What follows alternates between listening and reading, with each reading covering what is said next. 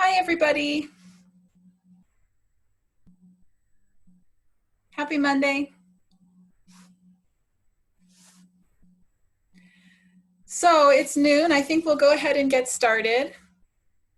I'm assuming you can hear me since everybody waved at me when I spoke, so thank you. Great. Okay, so I want to just today I want to just check in briefly about what we've been doing. Talk a little bit, just double check with you about which Hamlet film adaptation you watched. We'll talk a little bit about film adaptation itself, and then do a little bit of scene comparison today. So that's kind of the plan for the class. Are there questions before we get started?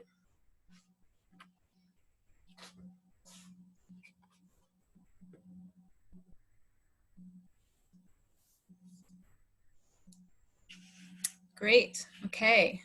So the two things I want to mention besides our schedule for this week are, for some reason, I messed up last week's discussion board instructions. So if you have not yet made any posts in the week 5 discussion, would you go back and do that? I'm sorry, my apologies.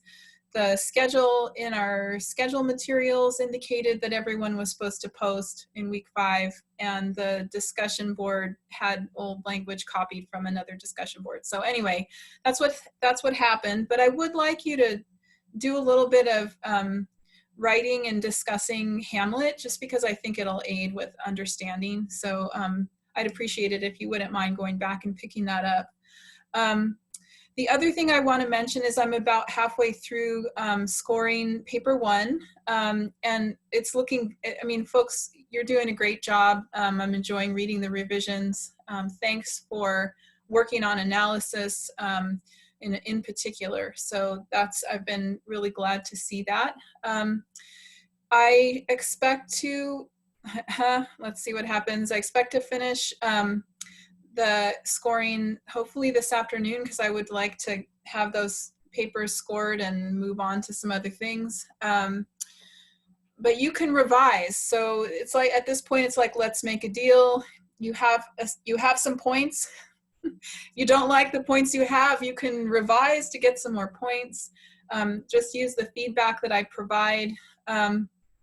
Often, I also provide what I call a combo draft. It's essentially the first draft and the second draft merged so that I can see the changes that you've made. It's really helpful for me in kind of trying to figure out what you're doing and to make sure I'm tracking the changes that you're doing and the work that you're doing so that I can give you credit for it. And essentially, it looks kind of busy and messy because it underlines all of the new information and it sort of crosses out all of the things that were deleted. But that's a kind of how I'm thinking about your draft. And essentially what I do when I'm going back and rereading is I might remove or update the embedded comments, again, so that I can kind of track what's happening. If it looked like I gave you some comments and you worked on the thing, but it isn't quite what I'm looking for, I might keep the old comment, add a new comment, again, just so you can kind of see how I'm interpreting what you're doing. I don't know if any of that's helpful, and maybe it's a scary vision of how my brain works. So sorry if it's not helpful to you.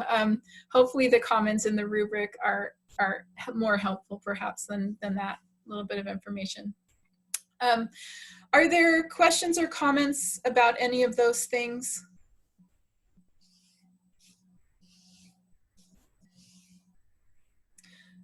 Okay, so just go ahead, sorry. I have a question about the Hamlet summary. You said that the deadline, ignore the deadline. We could probably could I turn in today for full credit? Oh yeah. Okay. I probably won't get to the Hamlet summaries till the end of the week. So if you're still working on it, that's fine. Okay, awesome. Thanks for asking. I had a question, actually, kind of because I haven't had a chance to read through everything from start to finish yet, and there was a part in the play that I was a little bit confused about, and it was the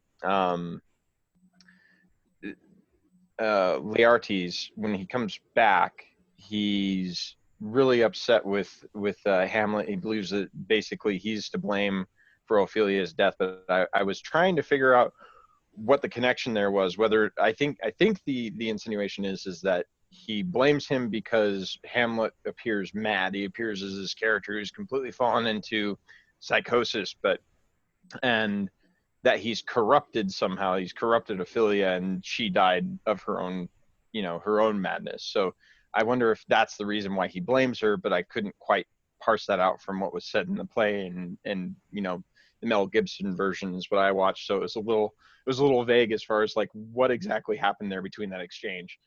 And I was wondering if you might provide a little insight, or if I'm just going to have to go back and read it again. But that's a great question. I have a whole lot that I think I want to say about it, and maybe let me try to be brief. I'll be like Polonius and try to be brief, which he can never do. I think Laertes' reaction to Ophelia's death and sort of blaming it on Hamlet has to do with Hamlet's murder of Polonius, because Hamlet killed Polonius.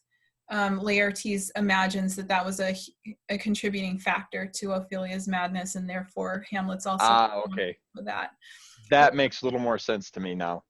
But Laertes' conversation with Ophelia before he went back to school was almost entirely about her relationship with Hamlet. He was kind of like, hands off, this guy's this guy's too rich for you. He's not going to be able to choose you. And so Laertes may also have been protecting his sister from Hamlet's attention, which could have gone wrong in all number of ways.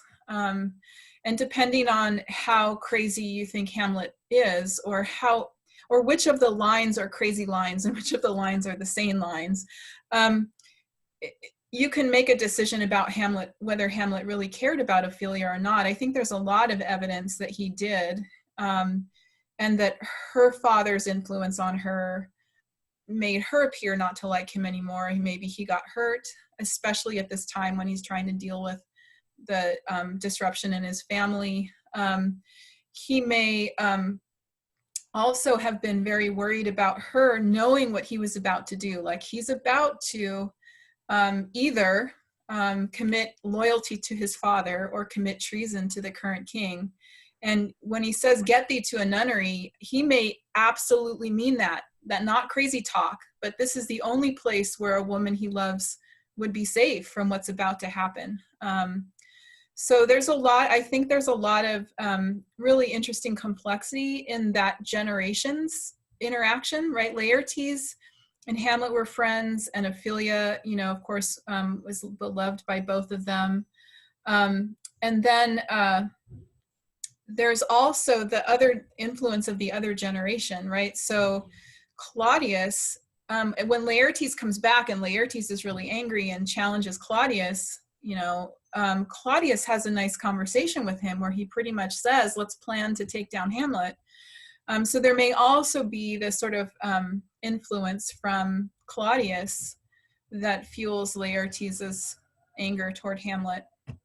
So it's all really nicely complicated. And yeah, maybe that's why I was so confused when I was watching it, is because there's a little bit more to it than just he blames her for Ophelia's madness, or blames him for Ophelia's madness, but there's definitely a little bit more to it, I think, and that's probably why it kind of went under, over my head and then under my feet as I was watching it. So sure. I think too that another thing to keep in mind about Hamlet and Laertes is that they are both experiencing the same problem, right? They have a murdered father. And so it's interesting to, so Laertes kind of acts as a foil to Hamlet. Like, Laertes is, as soon as he arrives, he's got he's headed for killing. I'm killing somebody. And Hamlet, you know, is so methodical about trying to figure out for sure if Claudius is the one. And even when he's pretty sure Claudius is the one, he still interacts with Claudius without trying to kill him, right? Why? Maybe he's just a good person and he's trying to do the right thing. Or maybe he's just not ready to kill anybody, which I could totally understand.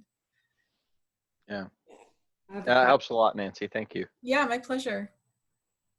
I have a question. Sure, yeah. So when it go back to Laertes again, they kind of seem to make kind of this issue about him having permission to leave. Yes. And then Polonius even's like at some point they kind of make it a point to make sure that we know that he's sending someone after to watch him. Yes. But then they never explain that. Like Yeah. why it was matter where he went and what he was doing. Well, he was royalty. He was a prince, right? So they gotta keep tabs on him. Otherwise, you know, someone could kidnap him and hold him for ransom or murder him, etc. So there's a whole. I think there's a certain level of security that most of them wanted to have, but there is something else there too. I think the kind of the main idea is that they don't want Laertes to be out running gallivanting and, you know, doing anything that might incriminate the rest of the crown or incriminate the family as well. So there's Laertes is a prince. He's Hamlet's brother, I think, right? He's the son of Polonius. Oh, okay, my bad. I was misinterpreting. Oh, well, that made better sense. I was really wondering about that whole scene too. I didn't know how it was significant to the overall play. You know, it's a scene that often gets cut. So it's not in the Mel Gibson version, but it is in the Branagh version, the complete version. And it's a weird scene, right? This is a dad, and okay, so you're college students. Imagine that your parent hires a guy to follow you to school and spread rumors about you, a little bit bad, but not too bad rumors, in order to find out from other people, like prime the pump. I'm gonna, well, Laertes, he's interested in gambling, right? And then try to get information from those people about your behavior, right? Imagine. I mean, most people go away to college to get away from their parents, right? So that's weird. So I think what it does is it gives Polonius, it characterizes Polonius. He's very controlling. He's controlling of Ophelia. He's controlling of Laertes. He's in lecture mode almost all the time. And maybe that's because he's working for the king and he's got this, high-powered job and he wants everything to be right. He clearly loves his children. He wants them to be all right, but he's definitely overstepping. And he spends a lot of time behind arrases, right? So wall hangings, listening to people.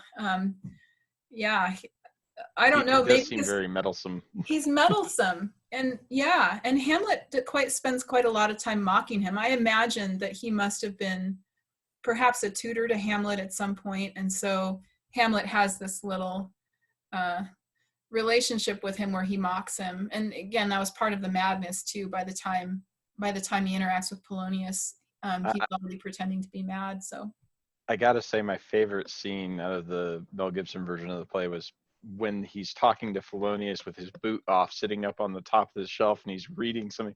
You ask him what he's reading, he's like, words, just words. I like that part too. And he kind of mocks him a little bit, he's climb up the ladder and he like tips it over and he falls, and it was a great scene. I thought that they really handled that well. Yes. What I found to be most difficult in trying to read along with the play and watch the Mel Gibson version is that so much was left out or skipped over that I was spending more time trying to find where they were picking up at, which then I felt like I was losing a lot of the context of what was going on. So I'm gonna look and see about watching another one. Yeah. Probably not a bad idea. Like I said, I need to go back through and read through the full play, because I probably missed out on quite a bit by just watching that version and not having as much of a grounding in the actual play itself. So definitely going to be going back through this week and reading that. I found Hamlet in the film to be a lot more unlikable than he was in the play. Ooh, which version did you see? I saw the Mel Gibson version. Okay. What did you not like about him? I did not like the scene at all with him and his mother. Yes. We're going to talk about that scene tomorrow. That's some straight Freudian going on right there. Yeah, the whole relationship between them two, like from the very first, like, when she was in his room, I'm like, okay, I don't like the relationship. I don't like it already. It just kind of gross. Exceptionally inappropriate. They seem like they set it up that way from the very beginning. Every time there was a reaction or interaction with him and his mom, or you would get this weird look from someone who was observing them, like, oh my gosh, that's just not okay. And so from the very beginning, you're set up to feel that there's something not right there. Mm-hmm. And the way he was sneaking around a lot too. I mean, like, that didn't bother me so much. I thought it was kind of an interesting addition because it didn't say that he was listening in on these conversations in the play. Yes. Like, with the interaction between Polonius and Ophelia. Thanks for mentioning that, Megan. I think it's really important. And for those of you that saw the Mel Gibson version, you may have noticed, right, Polonius and Ophelia and Laertes are like in the courtyard of the keep, right? And Hamlet ends up on the ramparts overlooking and hearing. So one of the reasons why Hamlet may be mad at Ophelia is obeying her father, right? So if Hamlet knows that the father has told Ophelia not to hang out with Hamlet, then Hamlet knows why Ophelia is behaving the way she is. If Hamlet doesn't know that Ophelia is following her father's orders, he may think she really doesn't like him and she's been trifling with him, right? So depending on who knows what, you can change the meaning of the play. Yeah, I see Siobhan's posted. Siobhan posted about the mom, right? It was uncomfortable. She was too affectionate. Yeah. So one thing you might not know is that Freud, of course, was working in the turn of the century, 20th century, and he actually used Hamlet, the play, to talk about the Oedipus complex. So it wasn't that it's not that the film is somehow making that all up, right? Freud actually was partly inspired by Hamlet and has a very literary understanding of the Oedipus complex from the get-go. So there's a reason why the film is doing that with the son-mother sequence. It is absolutely part of the way Freud was thinking about that concept. It also kind of seems to suggest that Hamlet and Ophelia were already together in a sexual way. But I watched some of the other versions of Ophelia going mad, the clips that you put up, and you can see the difference in them on her behavior of which one more insinuates that he made promises to her, and instead he kills her father, and and now she's not going to be wed like it was once thought. And so I think the Mel Gibson version, Ophelia is very virginal, except in a couple places where she kind of suggestively moves up to a soldier or something like that. But in the Branagh version, Ophelia is on the floor making sexual moves. And the film itself then cuts to, right, the visual of her and Hamlet, which has appeared before in the film, engaging in sexual relations. So it's clear in that version that Ophelia and Hamlet have had a relationship. And therefore she has some expectation of him making an offer of marriage to her, right? They've been doing the deed already. In that version, it made more sense of why she was really going out of her mind. because it was nothing of what was promised. You know, there was no Yeah. promise that her father would die. There was no promise that her brother would come back, you know, and there would be, you know, all these other problems. And I think it even becomes obvious to her that Hamlet has gone a little bit too kooky over his mother. I think it would kind of like do you remember the song that Ophelia was singing when she was mad?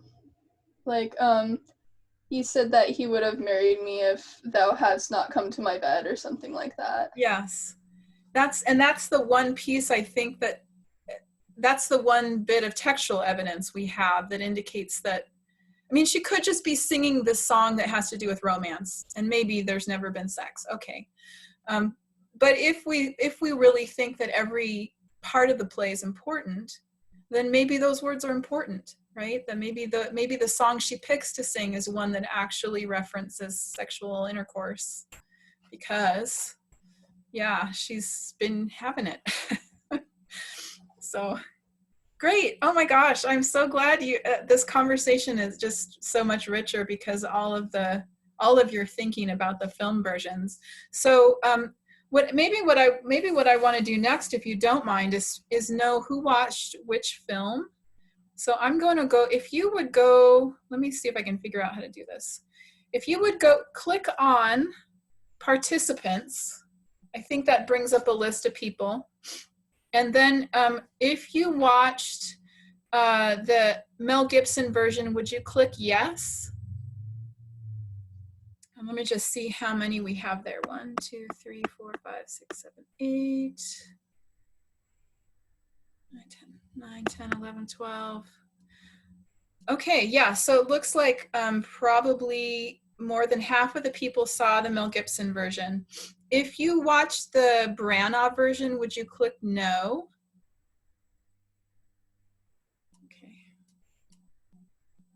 Okay, we just have one with the Branagh version. Okay, so if you watched a different version and you remember who the actor was or something about it, could you put that in the chat, or maybe just speak up and tell me which one you watched? Nancy? Mm-hmm. Yes. So this sounds really lame because I had a lot of time on my hands, but I watched both of them. Yay! So that's why I put, but it's because at first I watched the is it Branagh? Branagh. I did watch the Mel Gibson one first. Okay. I watched that one first, and then I saw that it had to be the Mel Gibson one, and I actually watched that one after. Well, okay. So since you're speaking from expert knowledge, Oh no. which did you like better? I liked the Mel Gibson one better because I think it was less obvious. Like a lot of the things that like everyone was saying about like, oh, like the sexual tension or the between Hamlet and Ophelia. Like I just liked it because it was a little. I don't want to say like. I don't know how to say it. It was like less. It was like more PG-13, I guess. It was. The other one. And so you're like watching that one and you're like, oh, it makes like Ophelia look a little innocent, and Hamlet's like swooning over her but won't say he's swooning over her, and yeah. I thought it was kind of funny to like look at the difference. I think they're very different. Yeah.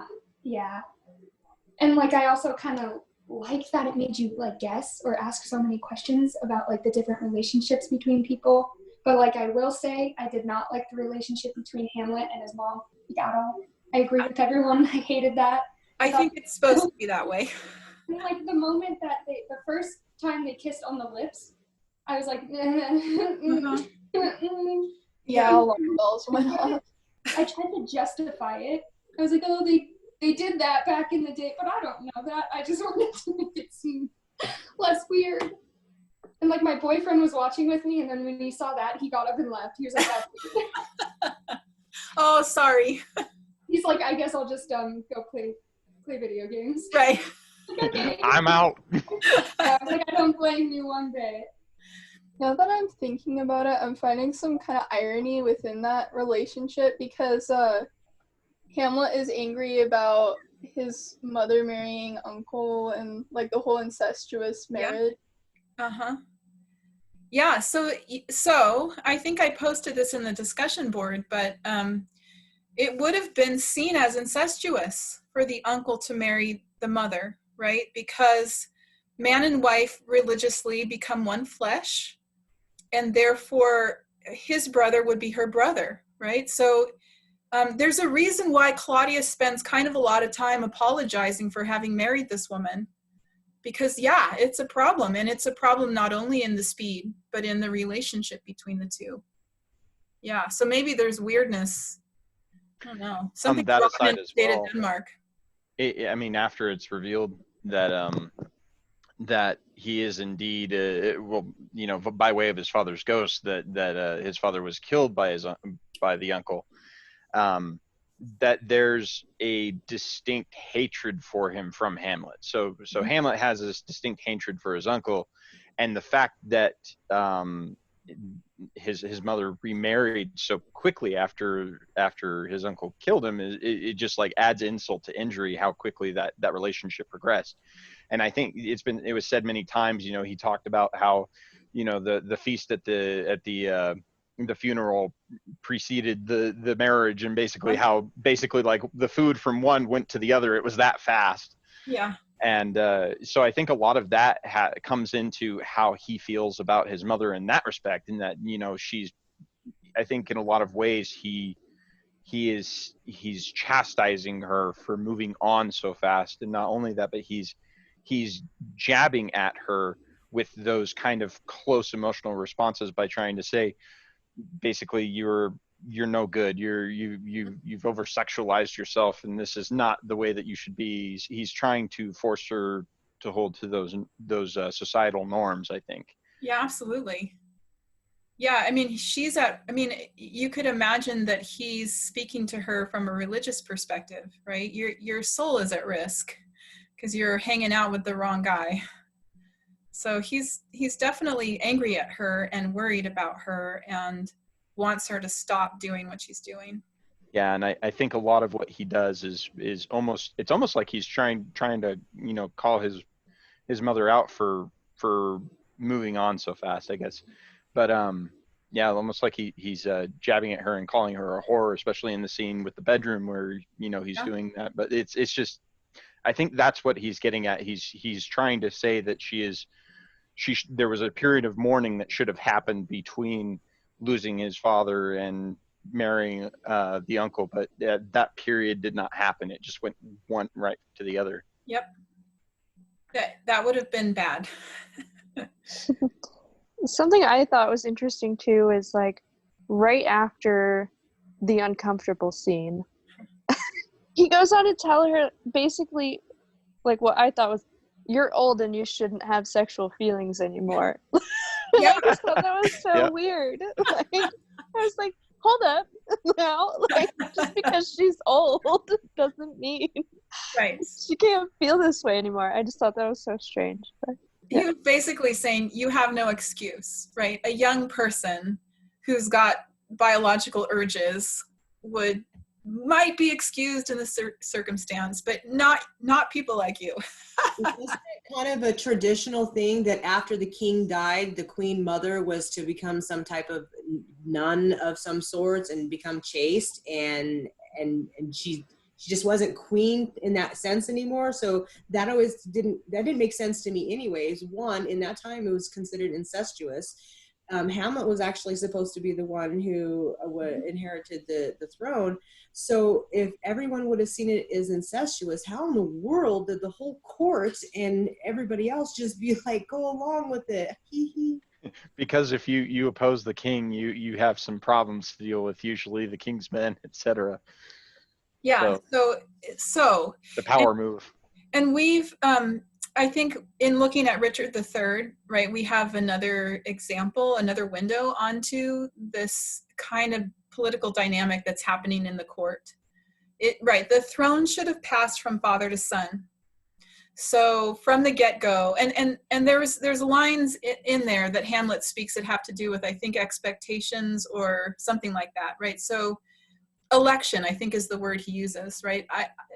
There was this thing that I was supposed to do, which was to step onto the throne, and essentially Claudius came in and sort of swept it away from him, right? So you could imagine the Claudius marrying Gertrude, not because he's always loved her and she's really sexy or whatever it is, but because she represents the stability of the throne, right? So he's, like Richard was trying to do, he's marrying somebody that will ensure he can hang on to the throne against challengers. There's a couple places, I think, where the word treason is used. And one is when Laertes attacks Claudius, right? So, but I think there may be a couple of others, right? Yeah, you'd have to be careful politically if you came out in opposition to a seated monarch, right? Claudius has got the throne, he's got the queen, right? Now what to do? Yeah, can you do? And if you decided that there's no one aside from Hamlet, surprisingly, that mentions that Hamlet should have been king. So that's odd to me. Like, why wouldn't other people mention it? Well, maybe they're afraid that if they do, someone will report them, right? So all that sort of political intrigue is lying behind this. And it also makes me wonder what the role of the queen is in that respect when her husband dies. You know, does she take power in that interim while power is being adjudicated to the son? And is that maybe the reason why Claudius swept in when he did and became essentially a de facto usurper to the throne? Yeah, I mean, you could imagine too that if Hamlet has been at school, right? So he's a young man.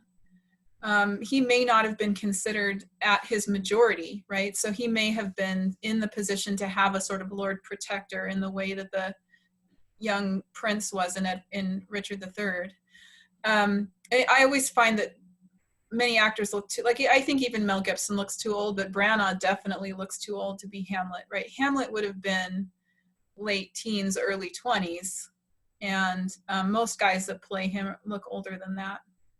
But yeah, so there's also that sort of instability. What would have happened if Hamlet had taken the throne as a young man without sort of a fully fledged support behind him, right? Again, with one thing that Mel Gibson version completely takes out is all of the political aspects that have to do with Norway, right? So Norway's a threat, a real threat, as a result of King Hamlet's prior defeat of King Fortinbras, right? So there's another father-son foil happening in the Norway contingent. The Hamlet, the Mel Gibson Hamlet, completely takes all that stuff out. But there's also this external pressure, right? So whoever is going to be on the throne is going to have to hold Denmark against Norway. And there's a lot of language associated with a warlike Denmark, right? So I think when Claudius talks about Gertrude, he talks about her as an imperial warlike jointress of his throne, right? So so Denmark is trying to show that it's got the strength to hold on to this territory it gained through King Hamlet's action, and that's a whole other political ball game going on. Yeah, so I see that Rochelle mentioned having seen the David Tennant Hamlet. I'm a fan of Doctor Who and David Tennant, and I can't remember if I've seen it. So now I think I have to go back and watch it or rewatch it. One thing to tag on to what you were just talking about, Nancy. Yeah. Sorry, not to continue down, expand on it too much, but the other thing is that Hamlet is a character who is, we learn early on, at least in the version I watched, that he's suspected of madness. He's in this point in his life where everyone's looking at him and going, that Hamlet, he's looking kind of crazy over there. I don't know if we want him on the throne. Maybe that's what the court's kind of thinking, is that they don't necessarily want a mad king. They don't want someone to be elevated into that position. Oh, Connor, we lost you in mid-sentence. I do think that, can everybody hear me? Okay. I do think that the madness issue is really, it's really important, right? So Hamlet, instead of just attacking Claudius, Hamlet has this whole plan to be mad. But maybe that wasn't politically the best move. Maybe that was a young man's move. Yeah, I agree. I think that there's a political problem with that play acting, because everybody else would see it. And, you know, Well, I don't really know if this is right, but I kind of noticed it after watching like the Mel Gibson one. In the beginning, Claudius doesn't let Hamlet go to I was it France for It's- education, or he's at Wittenberg in Germany.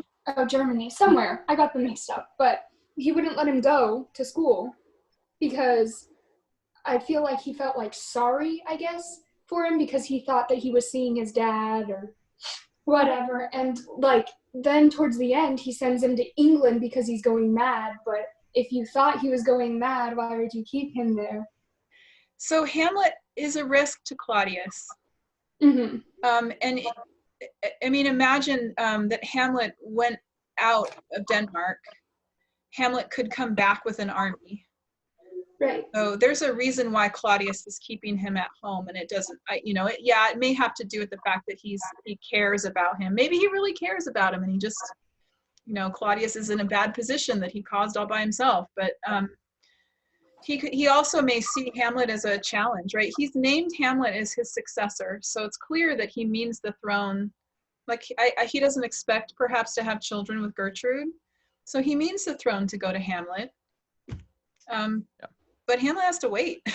And maybe it could be that he's just putting that off. But also, I wonder if the real reason why Claudius maybe stepped in was just for the sake of the kingdom's stability. Because if, Hamlet turns out to be a mad king, and he does get that position, what's to stop the country from getting destroyed under his rule?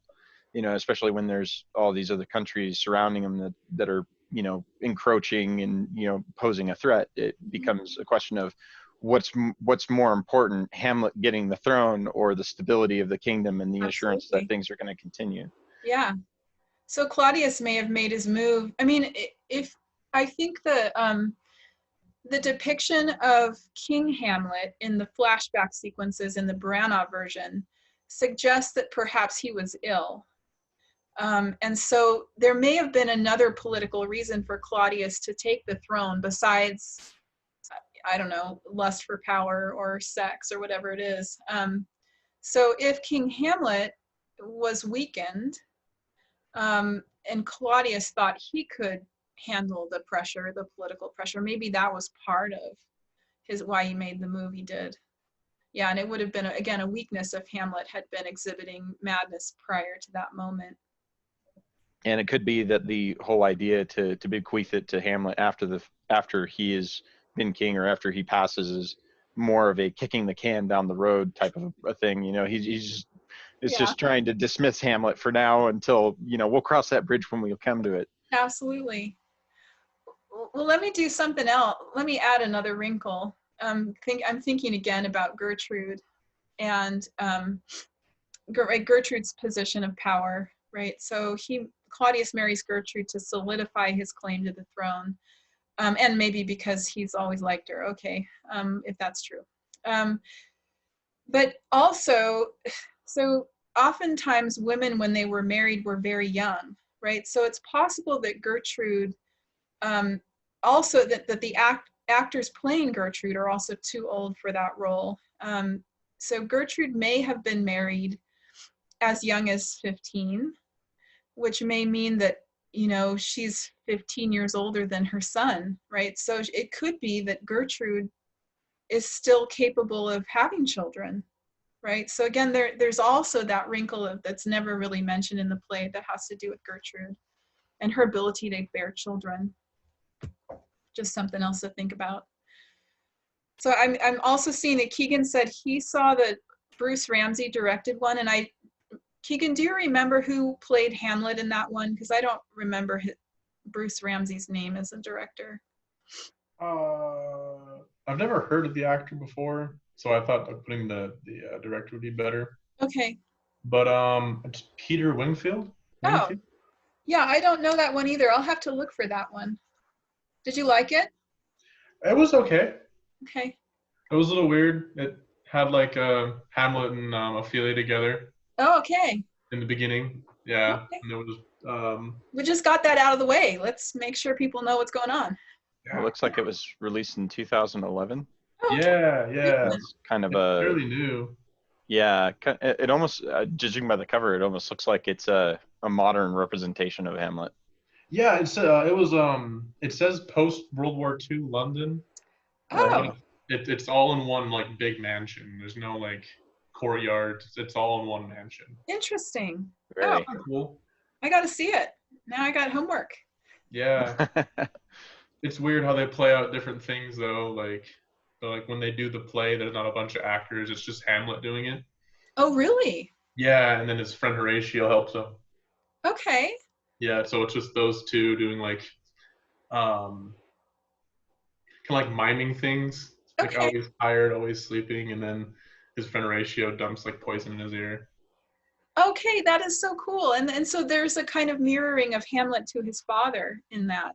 Yeah, he gets his father's pipe and all that. Okay. Yeah. Wow, that's awesome. So that's really creative, and I love all the variety of ways that directors can decide to handle plays. Really fun. I can't remember if I mentioned it before, but there's an Ethan Hawke Hamlet that's a modern Hamlet, and there's this great the to be or not to be speech happens in a Blockbuster, right? So it's a video store, and it has all the like labels above the videos like action, romance, drama, right? So he's having all this sort of like moment of confusion, and like all the signs on the video shelves are like answered, right? Answers. Take action. Don't do all this sort of like soul ringing. Let's just get out there and kill the king and get it over with. But it was I thought that was a great choice for that particular soliloquy. I actually had another thought because we talked about how Hamlet never takes the chance to just get rid of Claudio. Well, when he's at prayer and he has that point where he could literally just stab him, and Yes. but he doesn't because he's afraid he might go to heaven. Yeah. I felt the contradiction because he was already, by going after Gertrude, then he was already involved in an incestuous relationship. So therefore he was already going to be in trouble with God. Well, right. I think this is, and again, those of you that know Catholicism better than I do might speak to this, but you get to go to confession, right? And you get to unload all your sins. So Claudius is and it's interesting in the Brownell version, they're using a chapel that has a confessional, right, with a screen. And so Claudius is in this chapel, he's sitting in the confessional and praying. So so this is a legitimate concern. Hamlet's like, well, my dad got killed and he didn't get to do confession, so he's burning in hell for all of his sins because he didn't get to do that first. Claudius took that away from him, and now Claudius is confessing, and he's going to go straight to heaven because he's going to clear the slate. Yeah, right. So I think there's a real concern there, and Hamlet may want to catch Claudius after Claudius has gotten up in the morning or something like that, after he's done something bad. That makes sense. Yeah, I really think Hamlet should have just gone after him right away, but I don't know. I get it. I'm not a killer, so I don't know. It would be hard to go from being a young person to killing a guy, but it's really interesting in the Branagh version.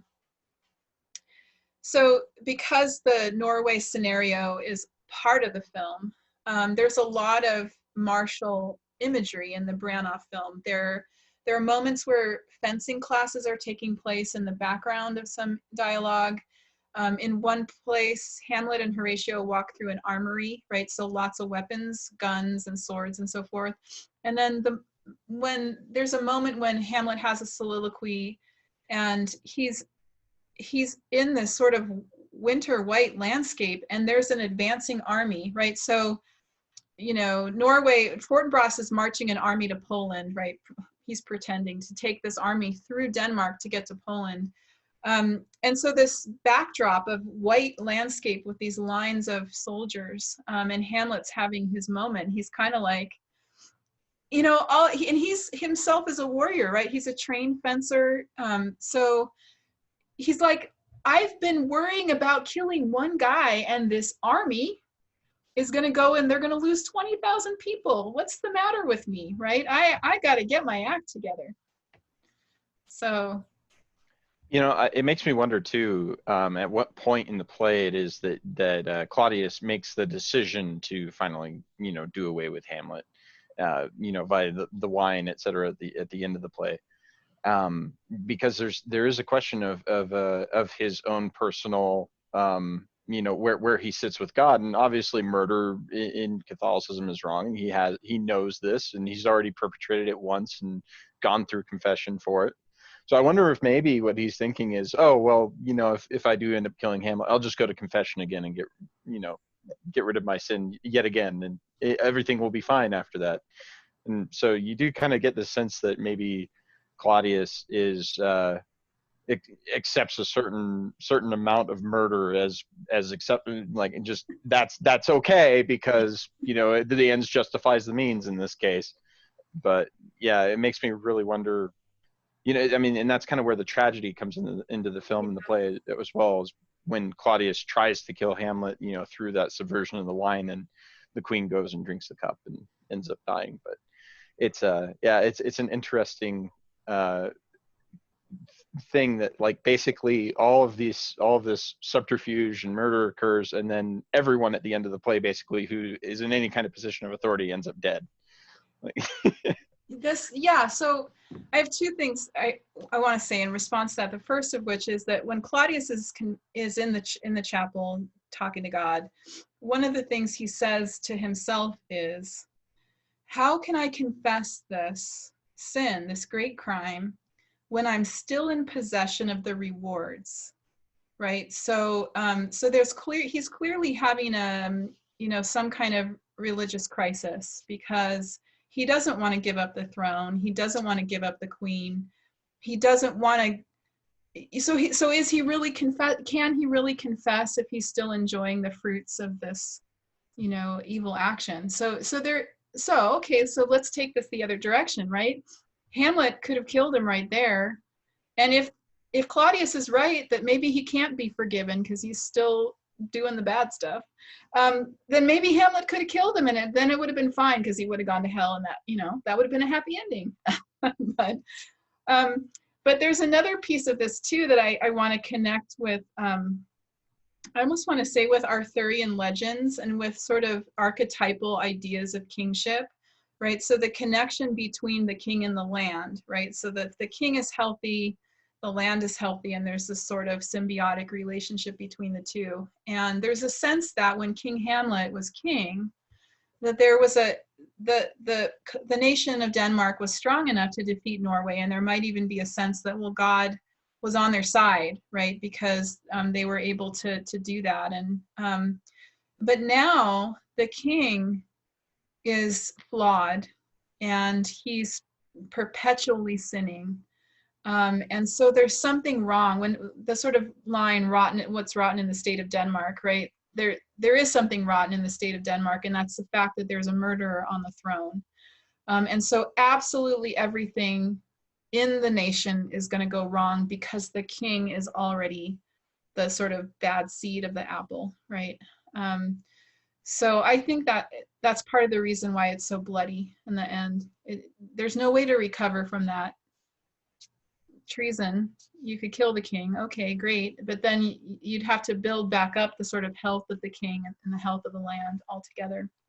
I think there's a really good thesis there to be had, especially considering, you know, kind of the idea of hierarchical structures, and how, you know, usually policies made at the top tend to trickle downhill all the way down to the bottom. And that I mean, it makes a lot of sense in you know, just kind of a logical, reasonable sort of way, that, you know, if you have someone who's at the top of the order, they're giving all of these making all these policies and rules and things, that, you know, eventually the state of decay is going to continue down whatever line they have flawed in their thinking. So yeah.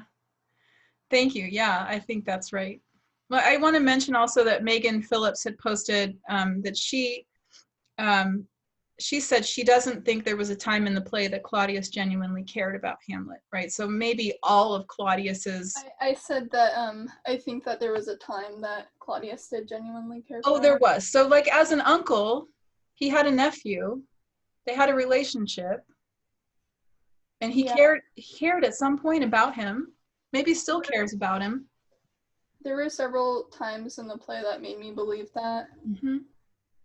Well, he comes across as very sympathetic in the beginning, right? He's saying, you can't mourn forever, which is true. But if you've ever been on the receiving end of someone saying that to you, it doesn't feel as nice as it sounds.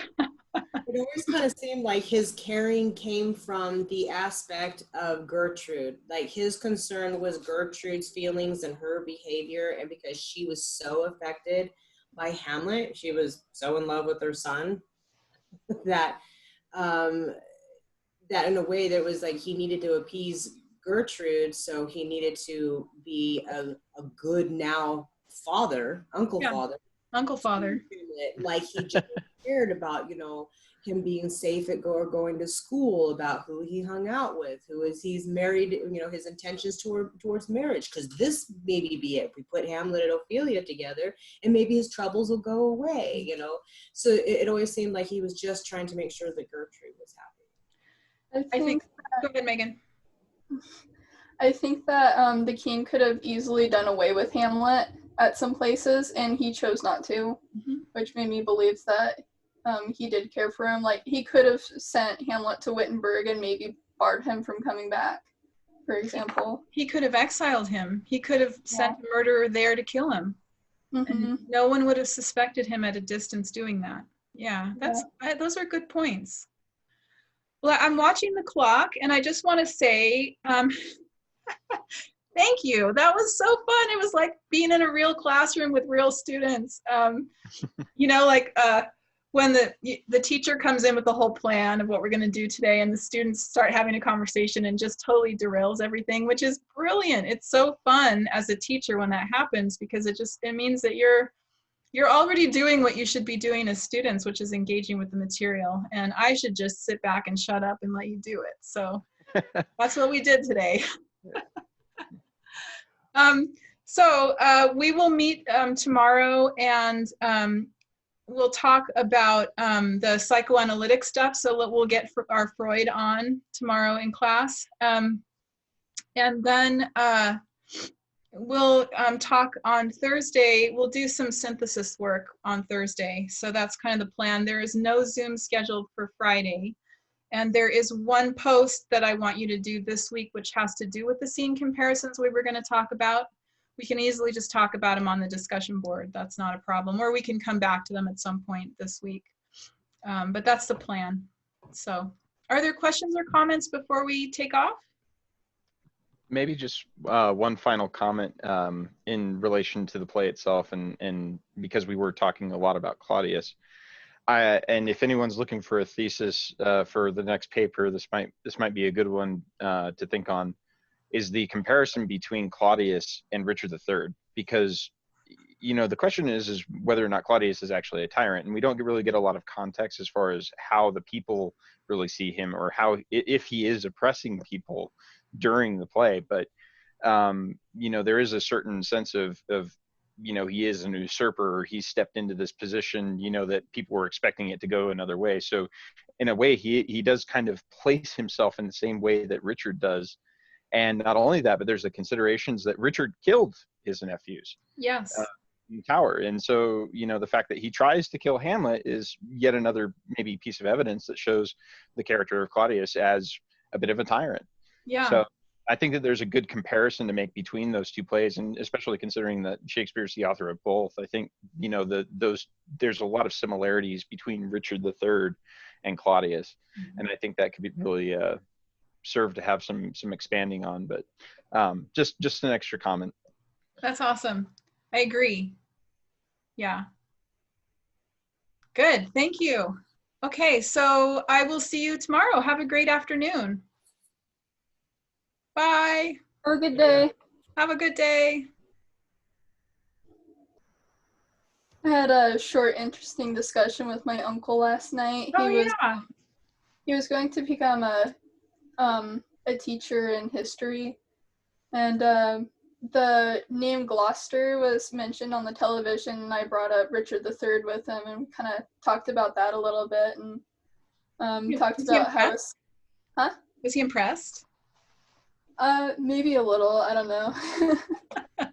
But it was really interesting to talk about that with him, and talk about how his remains were found, and he said that they probably would have been buried in front of an altar, and we probably didn't know the church was there because after Protestantism was like kicked out Catholicism. Yes.